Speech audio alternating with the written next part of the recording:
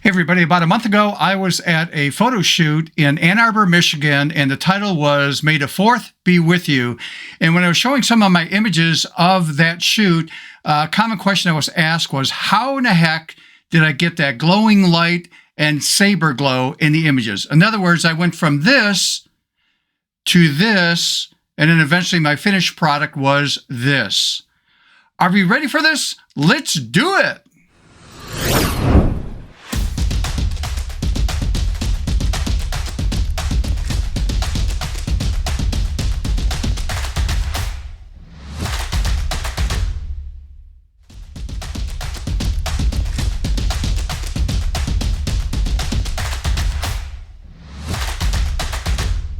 Hey everybody, welcome to my channel. If you're new to the channel, this is dedicated to photography and as a photo artist and trying to push ourselves creatively to think out of the box.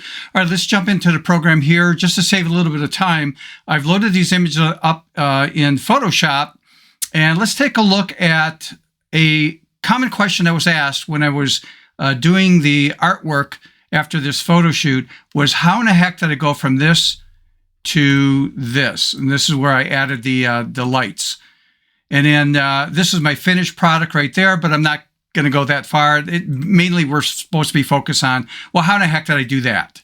So to show you one of my favorite plugins, which I've talked about before in the past, so I'm just going to do a Control J or Command J, so just quickly do a before and after here. I'm going to use a shortcut keystroke that I set up in my program to load Luminar Neo as one of my favorite plugins. And just as a disclaimer, as this loads up, I have no affiliation with Luminar Neo. In other words, this is not a sponsored video, and they did not give me this software. In other words, I'm not getting compensated in any way.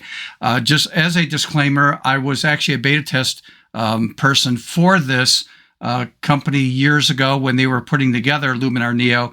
And as a result of that beta testing and stuff, I got a discount on the finalized product. So my point is, I did pay for it, but yes, I did get a discount, and that was only because I was a beta user. Okay, let's take a look at the feature that's in here, and I'm just going to immediately go to Edit. I'm not going to go to any kind of presets at all.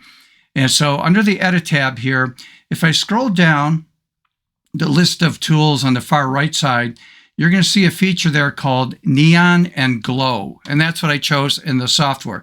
So when I click on this, just simple, it's on neon right here, and I'm just going to leave the default settings. What I do is it's set to draw right here.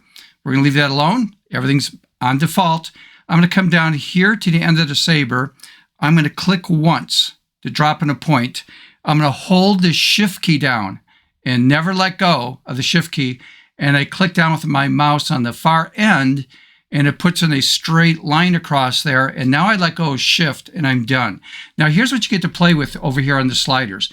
The amount. As I move this up, you can see what happens, or less. So let's move it up about right there. And all this is a personal taste. The spread of this, which is really cool. The atmosphere that's around that. So again, I'm just over exaggerating this so you can see what it's doing to the atmosphere around there. The hue color, obviously we could change that to whatever we want it to be.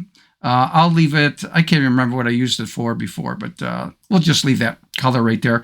And the whiteness, if I pull this down, it drops the whiteness. This brings up the whiteness. So all this is really just based on your vision with these sliders, okay, which is really cool. Now, once I'm done, I want to put some glow, and I should say some neon glow in other areas of the image. And if I start using that right now, it's going to be the same color, and I don't want to do that. So if I close out of this panel and now I reopen it, it goes back to default here. So if I go over here and change things like spread and that, you're not going to see anything happening.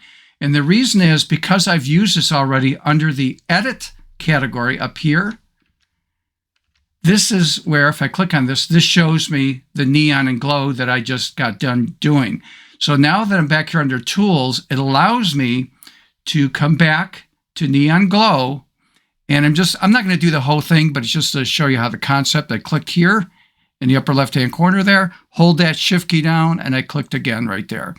Let's go over here, do the same thing, click, hold the shift key down, click. Oops, I didn't hold the shift key. Sorry about that. So click there, shift key down. There we go. And same thing here. Click there, shift key down. And we'll do this one. And we'll just do one more after that. Okay, and then again, playing with the spread. I mean, that's all personal preference. You know, how much you want that to glow, that kind of thing. How much atmosphere do you want that to be done? So this is what I used. And again, I love this plugin. It's one of my favorite plugins. I actually use about 3 plugins for Photoshop quite often based on what I'm doing. But again, this is Luminar Neo, and it is the neon and glow feature. When I'm done, I just click on apply at the very top here and let that render out. And we'll just do a quick before and after. And by the way, as this comes down, if you could do me a favor, if you're getting any value from this, if you would please like the video, subscribe if you have not subscribed, hit that notification bell. The next time I upload a video, you'll get notified on that. Okay, so there is my before, after, before, and after. And again, that's how I built this. So this is, you know, my second phase of that. And then I went beyond that to do other types of stuff, which has nothing to do with Luminar Neo. Luminar Neo was just used to put in that glow. So again, hopefully you learned something. And again, this is a short video, but if you have any questions, again, email is right here at the bottom of the screen at stephenphotoartist@gmail.com. That is my private personal email address. Let's get that camera out creatively. Let's think out of the box. Until next time, see ya.